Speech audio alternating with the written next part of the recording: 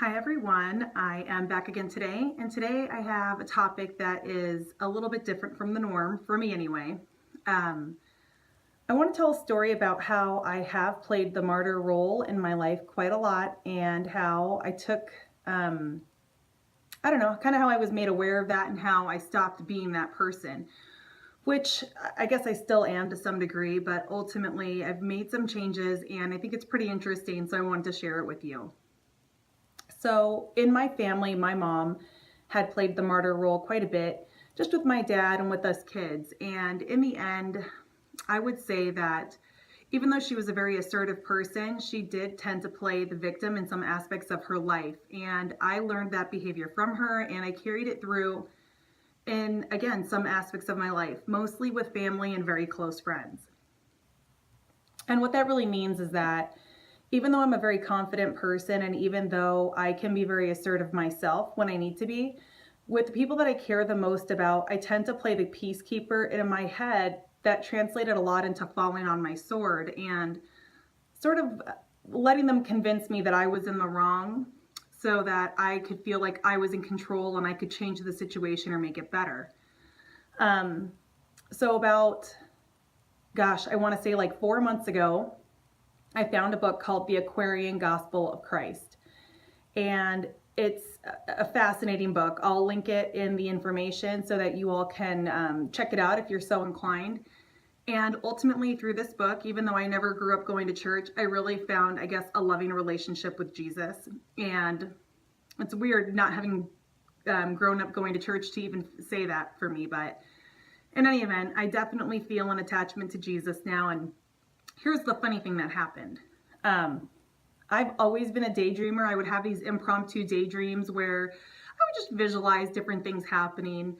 And out of the blue, I started feeling myself having these daydreams where I would visualize myself sort of surrendering to God's will or to do what I thought Jesus would want me to do.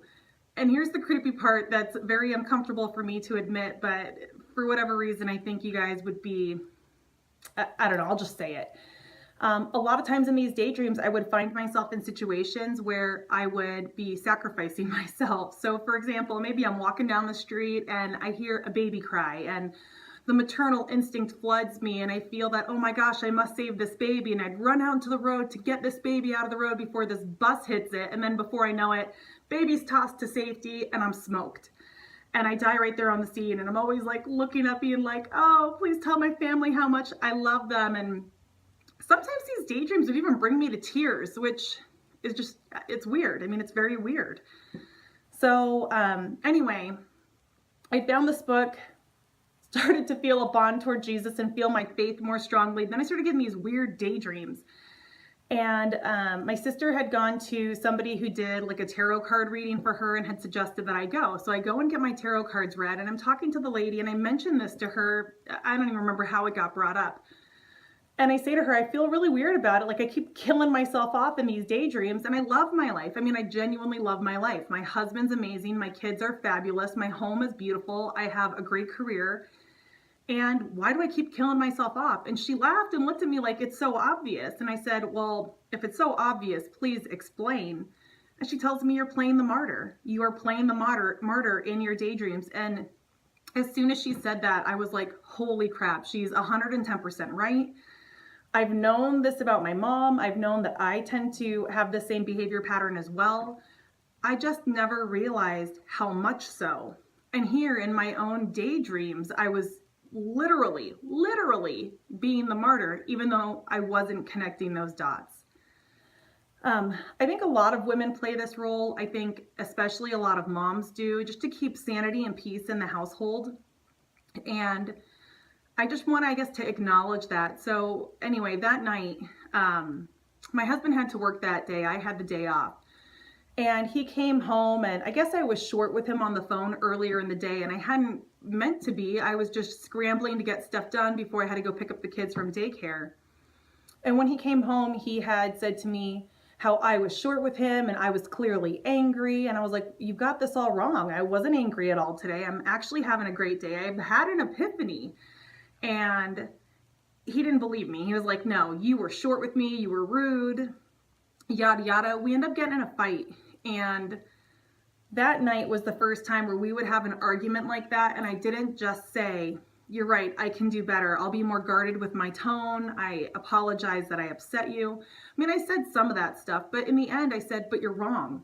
You're absolutely wrong. I regret that you interpreted my manner of speaking that way, but that is not at all how I meant it, and you need to understand that. And it was the first time where I really pushed back and didn't just, fall on my sword and say, you're right, it's all my fault, I'll do better.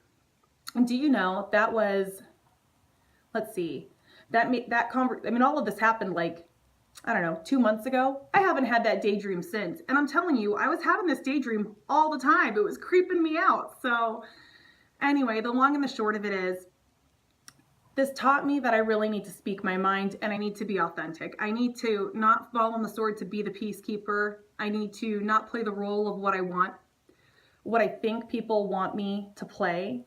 And more than anything, I need to speak my truth. So this is really what the video is about, is learning how to speak your truth, stop being a martyr, and accept that you were given a voice for a reason, and when you speak your truth, it helps other people better understand you so that you can have more harmonious relationships in the long run. So not sure if any of you guys play the martyr, but if you have, or if you do now, would love to hear your stories, would love to hear your thoughts on this video. So definitely leave a comment, like, and share. Thanks everyone. Bye for now.